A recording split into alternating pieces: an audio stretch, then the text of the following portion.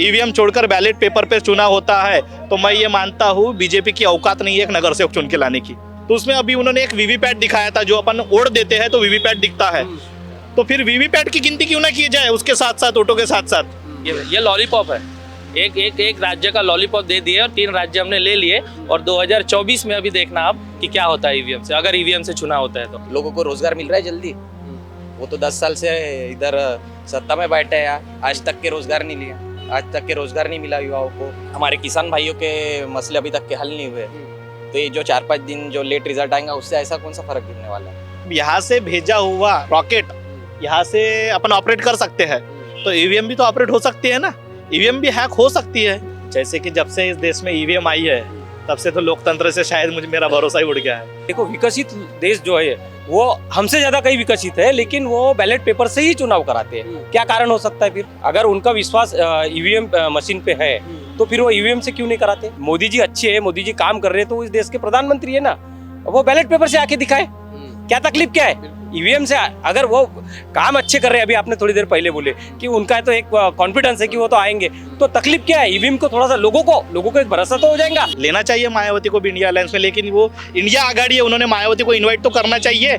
जैसे आज तक उन्होंने बाबा साहब आम्बेडकर को इन्वाइट नहीं किया, तो मायावती को भी इन्वाइट करना चाहिए। हमें तो लगता है सभी विरोधी पक्ष एक हो, सब भूल जाए फिलहाल में एक हो।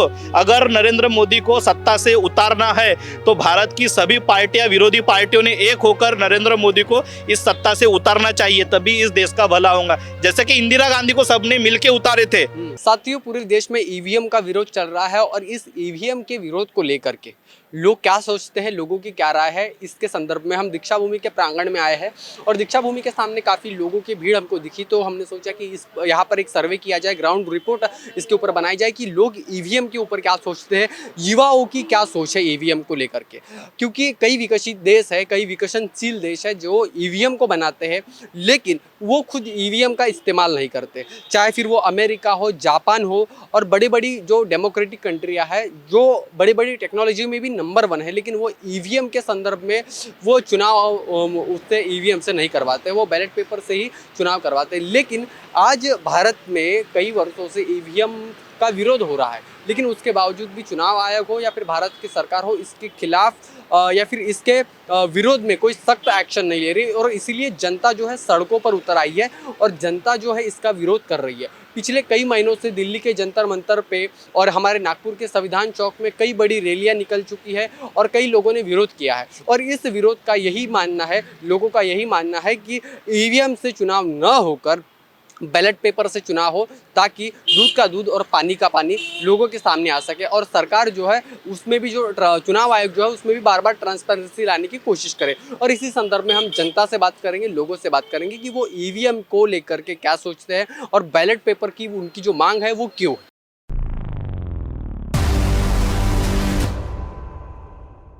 बहुत बड़ा मुद्दा देश में चल रहा है ईवीएम को लेकर, क्या सोचते हैं आप ईवीएम को लेकर? देखिए, अभी दिल्ली में बहुत बड़ा मुद्दा चल रहा है ईवीएम को लेकर, तो मैं तो यही चाहूँगा कि ईवीएम बैन हो जाए और जो भी चुनाव हो 2024 के वो बैलेट पेपर पे हो।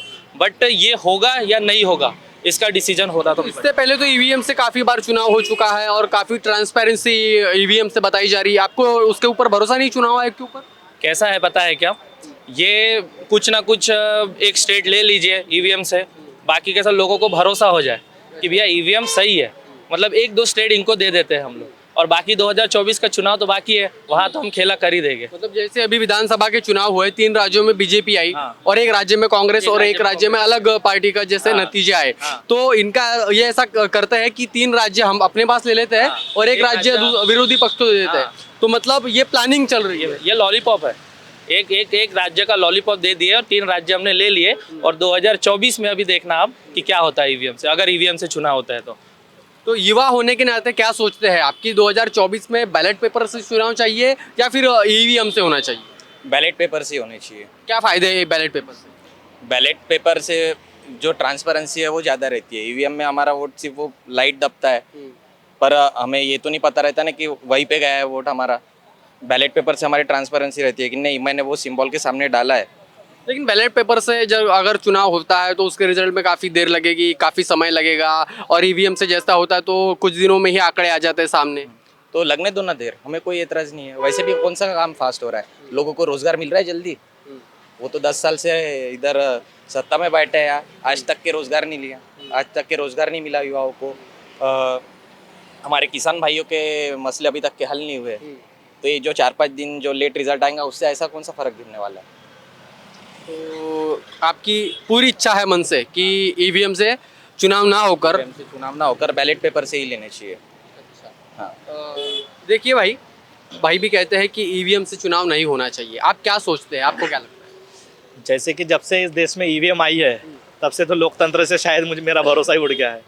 और जैसे ईवीएम से चुनाव होते हैं, जैसे भाई ने कहा है कि लॉलीपॉप मिलता है, ऐसा होता है वैसा होता है, क्योंकि कई कई राज्यों में बहुत सी ईवीएम पकड़ाई जाती है, कोई बटन दबाते हैं तो लाइट दूसरी बटन में जलता है, ये सब चीज़ होती है। जब यहाँ से भेजा हुआ रॉकेट यहाँ से अपन ऑपरेट कर सकते हैं तो ईवीएम भी तो ऑपरेट हो सकती है ना, ईवीएम भी हैक हो सकती है, ऐसा क्यों नहीं मान सकते अपन। यहाँ से बैठ के इसरो से बैठ के अपन अपना रॉकेट यहाँ से हैंडल कर सकते हैं बटनों से, तो ईवीएम भी हैक हो सकती है ना। लेकिन कागज पे बैलेट पेपर पे जब हम धप्पा मारते तो वो कोई हैक। बैलेट पेपर भी तो पहले तो जब बैलेट पेपर से चुनाव होते थे तो बैलेट पेपर की तो पेटियां गायब हो जाती थी, तो ये भी तो हो सकता है अभी।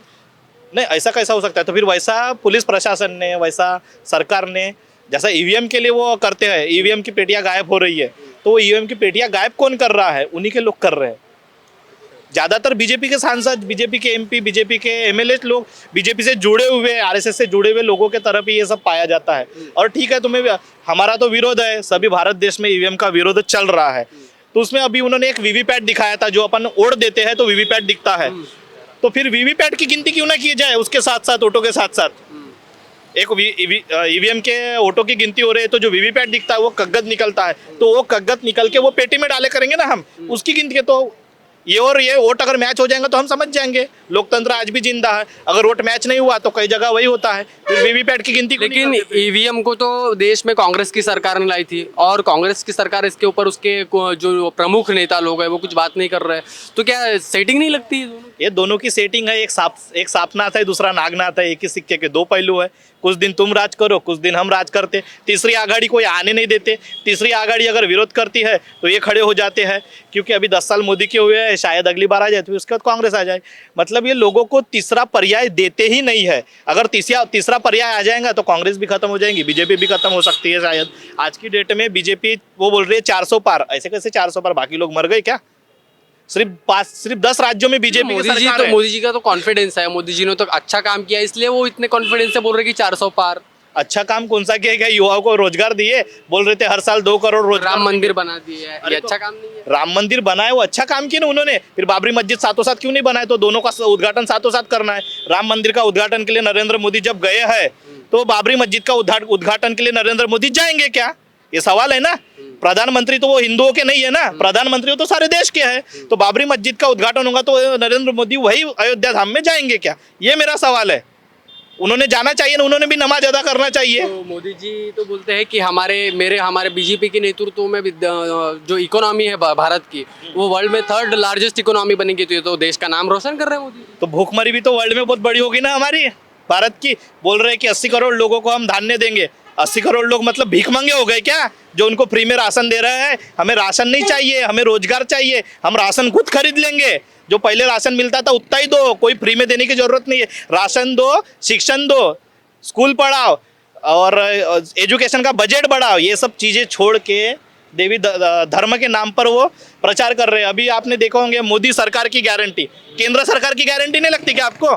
केंद्र में है ना, मोदी का खुद का राज थोड़ी नहीं चल रहा है, भारत सरकार है, केंद्र सरकार है। जो अभी बीच में रथ घुमाए थे उन्होंने, वहाँ पर मोदी सरकार लिखे, वहाँ केंद्र सरकार लिखा होना चाहिए। वो भारत देश के पैसे से खुद का प्रचार कर रहे हैं, खुद के पार्टी का प्रचार कर रहे हैं, वो भारत देश का पैसा बर्बाद कर रहे हैं मेरी नज़र में। तो उन्होंने केंद्र सरकार लिखना चाहिए, केंद्र सरकार के रूप में ये सब हो रहा है, तो उन्होंने ये सब करना चाहिए। और आने वाले समय में यदि ईवीएम छोड़कर बैलेट पेपर पर चुनाव होता है तो मैं ये मानता हूँ बीजेपी की औकात नहीं है एक नगर सेवक चुन के लाने की।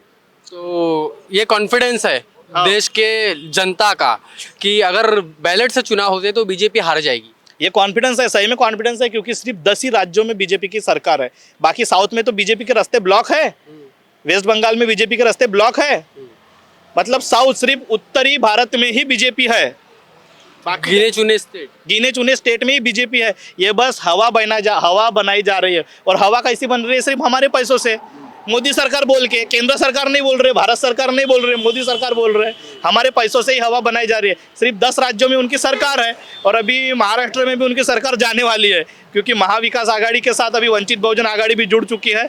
तो वंचित बहुजन आघाड़ी महाविकास आघाड़ी का जो आप नेतृत्व देख रहे हैं, आपको लगता है कि महाराष्ट्र में महाविकास आघाड़ी बीजेपी को हरा सकती है? क्या क्या क्या इसके पैतरे हो सकते बिल्कुल हरा सकती है अगर वो आम्बेडकरी आंदोलन को, आम्बेडकरी लीडरों को लेती है, जैसे कि उन्होंने वंचित बहुजन आघाड़ी को साथ में लिया है। तो वंचित बहुजन आघाड़ी आम्बेडकरी वोट बैंक भी महाराष्ट्र में महाराष्ट्र में जैसे वंचित बहुजन को उसमें लिया गया महाविकास आघाड़ी में, तो आपको नहीं लगता मायावती जी को भी इंडिया आघाड़ी में लेना चाहिए, इंडिया अलायंस में लेना चाहिए? मायावती को भी इंडिया अलायंस में, लेकिन वो इंडिया आघाड़ी है, उन्होंने मायावती को इन्वाइट तो करना चाहिए। जैसे आज तक उन्होंने बाला साहब आम्बेडकर को इनवाइट नहीं किया, तो मायावती को भी इनवाइट करना चाहिए। हमें तो लगता है सभी विरोधी पक्ष एक हो, सब भूल जाए, फिलहाल में एक हो। अगर नरेंद्र मोदी को सत्ता से उतारना है तो भारत की सभी पार्टियां, विरोधी पार्टियों ने एक होकर नरेंद्र मोदी को इस सत्ता से उतारना चाहिए, तभी इस देश का भला होगा। जैसे कि इंदिरा गांधी को सबने मिलकर उतारे थे ना, उस समय का दौर था। आज सबने एक होकर नरेंद्र मोदी को अगर सत्ता से उतारना है तो तुमको सबको एक होना पड़ेगा। और आम्बेडकरी आंदोलन के नेताओं को, मायावती को, बाला साहब को भी इंडिया आघाड़ी में लेना पड़ेगा। अगर उनको लेते हो तो इंडिया आघाड़ी और मजबूत होंगी और इसको सत्ता से उतार देंगे। भाई साहब, जैसे इन्होंने कहा कि ये बैलेट पेपर से चुनाव होना चाहिए, आप क्या सोचते हैं, आपकी क्या राय है? निश्चित रूप से बैलेट पेपर से चुनाव होना ही चाहिए। और जैसे आप अभी यानी पूछ रहे थे कि नहीं बैलेट पेपर से चुनाव होने में देरी होती है, तो यहाँ विश्व के विकसित से विकसित देश भी बैलेट पेपर से ही चुनाव कराते हैं। हालांकि वो बहुत विकसित है, फिर वो बैलेट पेपर से क्यों कराते हैं? ईवीएम का वहाँ पे विरोध होता है या ईवीएम बंद है, उनको पता है कि इसमें सेटिंग हो सकती है। हाँ, सेटिंग हो सकती है। एक इलेक्ट्रॉनिक तंत्र है ना वो, उसमें गड़बड़ी होने के चांसेस बने रहते हैं।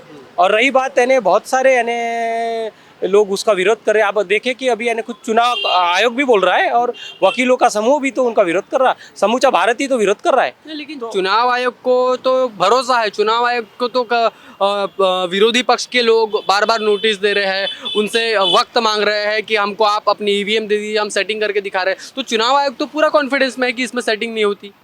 अभी आपने जो बोले उसके ऊपर मैंने भी एक चीज़ बोला कि देखो विकसित देश जो है वो हमसे ज़्यादा कहीं विकसित है, लेकिन वो बैलेट पेपर से ही चुनाव कराते हैं। क्या कारण हो सकता है फिर? अगर उनका विश्वास ईवीएम मशीन पे है तो फिर वो ईवीएम से क्यों नहीं कराते? क्योंकि ये सरकार चुनने का जो यानी ये है तरीका, ये बैलेट पेपर ही यानी अपनाना चाहिए। बैलेट पेपर का तरीका ही सही है और इसी तरीके से चुनाव होना चाहिए। तो बैलेट पेपर से ही चुनाव हो और बैलेट पेपर से ट्रांसपेरेंसी रहती है, आपको लगता है? हाँ, बिल्कुल निश्चित तौर पर ऐसा ही होना चाहिए। ईवीएम का बैन होना चाहिए, ईवीएम का निषेध हम लोग सब मिलके करते हैं। और इस बार 2024 के चुनाव बैलेट पेपर से, लीजिए बैलेट पेपर से चुनाव होते और मोदी जी फिर से प्रधानमंत्री बन जाते तो आप विश्वास करोगे फिर? निश्चित तौर से बैलेट पेपर से होने के बाद में अब हम सब लोगों का विरोध कहाँ है? मोदी जी को नहीं है ना। अगर मोदी जी अच्छे है, मोदी जी काम कर रहे हैं तो इस देश के प्रधानमंत्री है ना, वो बैलेट पेपर से आके दिखाए। क्या तकलीफ क्या है? ईवीएम से अगर वो काम अच्छे कर रहे हैं, अभी आपने थोड़ी देर पहले बोले कि उनका तो एक कॉन्फिडेंस है कि वो तो आएंगे, तो तकलीफ क्या है? ईवीएम को थोड़ा सा लोगों को एक भरोसा तो हो जाएगा कि नहीं देखो, आप तो बोल रहे थे कि ईवीएम के माध्यम से मैं आता हूँ, मैंने आज आपके लिए 2024 में ईवीएम हटा दिया। लोगों का चैलेंज स्वीकार करना चाहिए और बैलेट पेपर से भी आके दिखाना चाहिए, तो वो कॉन्फिडेंस तभी मानेंगे। जी बिल्कुल, क्यों नहीं? फिर तो करना ही है, तो बैलेट पेपर से ही चुनाव होना चाहिए। बहुत धन्यवाद। तो आप देख सकते हैं कि युवा इस देश की रीढ़ की हड्डी होती है, जो युवा इस देश के इकोनॉमी की को बरकरार करने के लिए काम करते हैं, रात दिन मेहनत करते हैं। उन युवाओं की भी यही मांग है कि बैलेट पेपर से ही चुनाव हो। अगर भारत के प्रधानमंत्री जी को इतना कॉन्फिडेंस है कि वो ईवीएम से नहीं, तो वो अगर बैलेट पेपर से भी चुनाव करते हैं और फिर वो अगर जीत कर आते हैं तो उनकी जीत का ये लोग स्वागत करेंगे, ये लोग उसका वेलकम करेंगे। लेकिन इनकी यही मांग है कि बैलेट पेपर से ही चुनाव होना चाहिए। बहरहाल साथियों, आप इस संदर्भ में क्या सोचते हैं, आपकी क्या राय है, कमेंट करके ज़रूर बताएं। बने रहे आवाज़ इंडिया के साथ में, तब तक के लिए धन्यवाद।